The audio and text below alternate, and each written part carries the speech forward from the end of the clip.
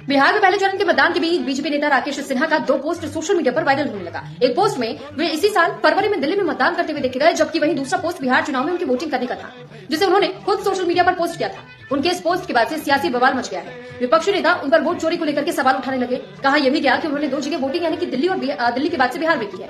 वहीं इस पूरे मसले पर बचे सियासी बवाल के बाद से राकेश सिन्हा ने अपनी प्रतिक्रिया दी। सिन्हा ने पोस्ट किया और ये कहा कि राजनीति इतनी हल्की हो सकती है, इसका अंदाजा मुझे नहीं था। संविधान में आस्था रखने वालों पर सवाल करने वालों को 100 बार सोच लेना चाहिए। उन्होंने आगे ये भी कहा कि मेरा नाम दिल्ली के मतदाता सूची में था, बिहार की राजनीति में सक्रियता के कारण मैंने अपना नाम गांव मनसेरपुर बेगूसराय करा लिया।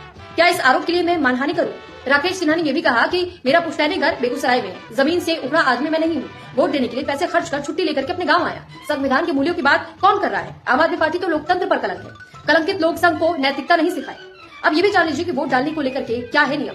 जनप्रतिनिधित्व कानून 1951 में मतदाता सूची को लेकर के डिटेल में बताया गया है और इसमें अनुच्छेद 17 में साफ साफ कहा गया है कि कोई भी नागरिक एक साथ 2 राज्यों में मतदाता सूची में नहीं रह सकता, यानी एक साथ 2 राज्यों में आप मतदान नहीं कर सकते हैं। चुनाव आयोग का काम इसे हटाना है, साथ ही जानबूझ करके ऐसा करने वाले शख्स के खिलाफ कार्रवाई का भी प्रावधान है। चुनाव आयोग डुप्लीकेट एंट्री के तहत ही ऐसे मतदाताओं पर कार्रवाई कर सकता है।